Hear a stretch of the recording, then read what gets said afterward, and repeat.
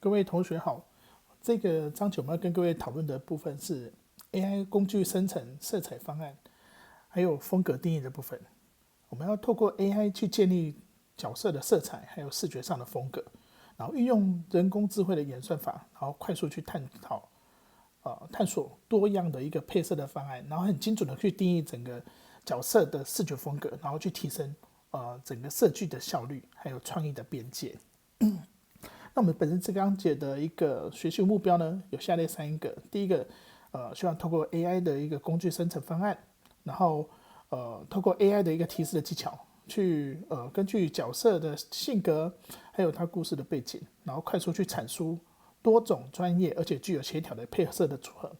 第二个部分，建立角色风格参考的方向，透过 AI 生成视觉的参考图，定调角色的光影质感，然后艺术的笔触，还有整体的氛围感，然后为设计提供明确的一个指引。第3个部分呢，理解 AI 在视觉设计中的一个角色的部分，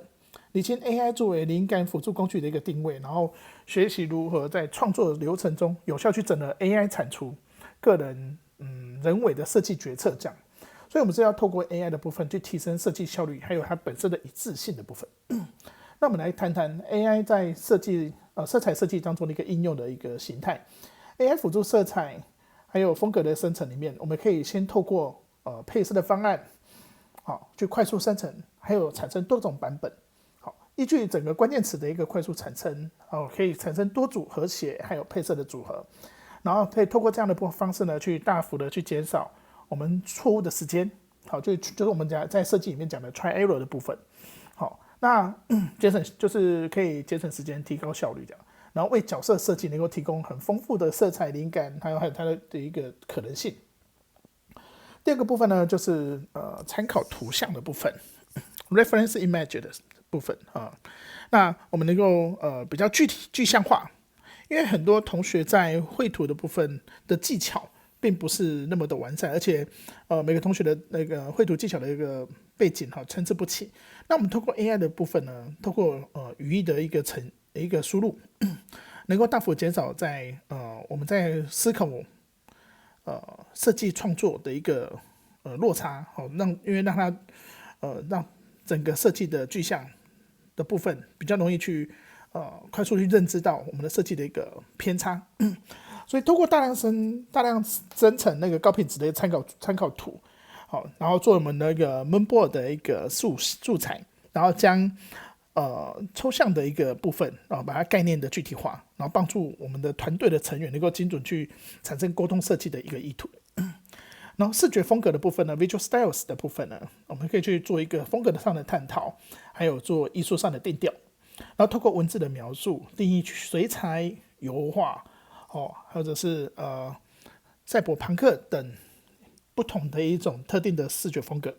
然后去协助我们设计师在专案初期的时候，快速去确定整个设计的一个艺术的基调，然后确定我们整个设计的方向，就是 design directions 的部分，我们的灵感的发散啊，还有辅助我们决策的一个部分，在专案初期，快速去探索不同方式的一种设计路径，因为早期的话，很难做这件事情，因为必须要去靠手绘，即使是早期的电脑绘图或 Photoshop、Illustrator 或者是其他的软体 Maya， 你要去完成一个构想就已经要花很多的时间了，更何况你要再去产生不同的构想，甚至不同的方案，那真是天方夜谭。所以通过现在的 AI 的生成的部分，可以协助决策者快速而且比较能够锁定最佳的一个视觉发展的部分，然后能够降低风险，也是降低成本。所以在 AI 的部分呢，对设计来讲，它是一个探索的工具。这样，好，在 AI 生成的流程里面呢，它有4个步骤。第一个步骤，我们去描述整个角色定位的部分，我们去定义角色的一个基本的属性啊，还有它的职业的部分，然后去指定它的风格方向，确定视觉风格，比如说像水彩啊，还是其他的风格这样，设定色彩的情绪，选择基础色调，还有情绪的氛围，然后去生成多版本的方案，产生多种配合组合的一个选择权选择的方案这样。好，那比如说再举例来讲，梦幻啊、海洋啊、疗愈啊、柔和啊的蓝紫色，这样的一个定调，这样的一个关键词，通过这样呢去产生的一个方案的一部分，它ChatGPT 所生成的方案就会如下面所的一个方式呈现。比如说它的方案 A，它就用蓝，还有蓝的浅的基调，再更浅的基调，甚至有点圆角的基调，甚至在方案 B 里面呢，它会产生用紫色的方向，甚至在方案 C 会产生有点蓝绿色或绿蓝色的方向，所以它可以提供很多不同的一个快速的配色的组合，然后提供多样化的选择这样子。好，那在关键词还有色彩规范输入的部分呢，在我们假设在设计技巧的部分，通过角色的一个性格，比如说我们设定活泼、冷酷、温柔，好，再给他一个色彩的情绪，我们希望能够忧郁、蓝调，或者是热情火焰，好，热情如火这样。好，那以世界观的部分呢，我们是需要能够通过奇幻的森林呢这样的一个背景，还是一个环境的架构，还是说我们是赛博朋克这样的一个风格，好，一个架构。好，再来就是我们在风格类型的部分，希望能够在调性的部分是希望透过水彩画的方式的呈现，还是用油画的方式呈现，好，还是用赛洛洛的方式的去呈现这样子。好，所以你越描述的越精准的话，好 ，ChatGPT 它能够输出越符合你所期望的一种的输出。好，那在色彩规范的输入的部分啊，好，就是在参数设定这件事情上，好，比如说主色调的部分。我们可以提供60%辅色调40%-30%这样的一个部分去做一个定义，所以在整个主色调的部分，你要去涵盖将近60%的这样一个区块，好，这样带出来的一个氛围就是比较明显去判定这个颜色它就是一个主色调性这样。好，再来就是饱和度的部分，好，就比如你要去定义它是高度饱和还是低度饱和，好，再来就是还有色温上，好，这部分都要很明确的部分去控制它。好，那比较精准的去控制整个色彩的一个层次还有氛围感。好，那我们之前有跟各位提到过，比如说亮的部分就可以给它热情的感觉，那你要怎么样多热情，对不对？像火一样呢，还是它是一个温的热情，还是说它是一个比较温暖的感觉？好，那就不同，那种所带来的一个感受是不同的。好，在角色的方案的部分呢，比如说我们之前所范例的部分，好，海底书店的守护者。好，那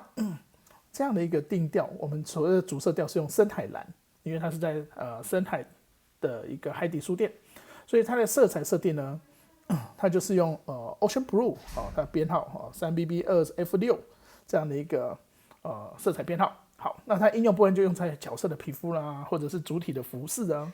视觉的印象呢，比如说用在我们是视觉的印象就定调在所谓的临近。甚至它可能是博学感，因为它是书局嘛，对不对？书店的守护者，或者说书店的老板，这样的一个定调，这样好，那我们就可以带有一种深邃感的一个定调。另外就是辐射系的部分，我们用所谓的神秘紫。好，那色彩定调就是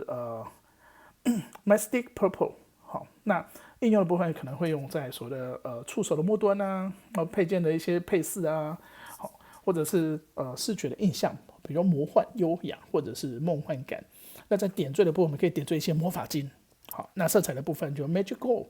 好，那应用的部分可以用在眼睛上，或者是比如说魔法书的纹路上，好，或者是某些光点上，好，或者是一些配件饰品上也是可以的。好，纹路上也可以。好，那在视觉的印象上，它会带来是一种高贵、智慧，好，而且它是一个视觉的焦点。但它比重呢，我们整个的比重来讲。比如以主色调来讲，代表它最占比大概在60%。那在辅色系的部分呢，我们就占比大概是30%。所以在配色的部分要先设定好。那在整个点缀的部分呢，大概只能占10%，不能就是抢出头了哈，不能那个喧宾夺主这样的一个状态。好，所以呢，我们在结论上来讲，透过鲜明的角色的视觉识别系统，好，那我们高纯度去契合整个水母书店的一个角色的设计，整个配色的形态就可以如上面所示。好，所以我们在本章节的重点整理了有以下3点：第一个，我们 AI 的部分是可以快速生成配色方案；第二个，透过关键词去决定生成的方向，好，去精准定位整个角色的部分，还有情感的部分，还有风格描述的部分，然后去引导 AI 产出符合需求还有一个结果的关键，这样，然后透过一致的视觉风格，然后透过 AI 的一个同整色彩的规范，然后确保整个角色设计还有整体的世界观的视觉语言是一致的。OK， 好，所以 AI 在整个设计流程是一个蛮重要的一个工具，这样子。好，以上谢谢各位聆听。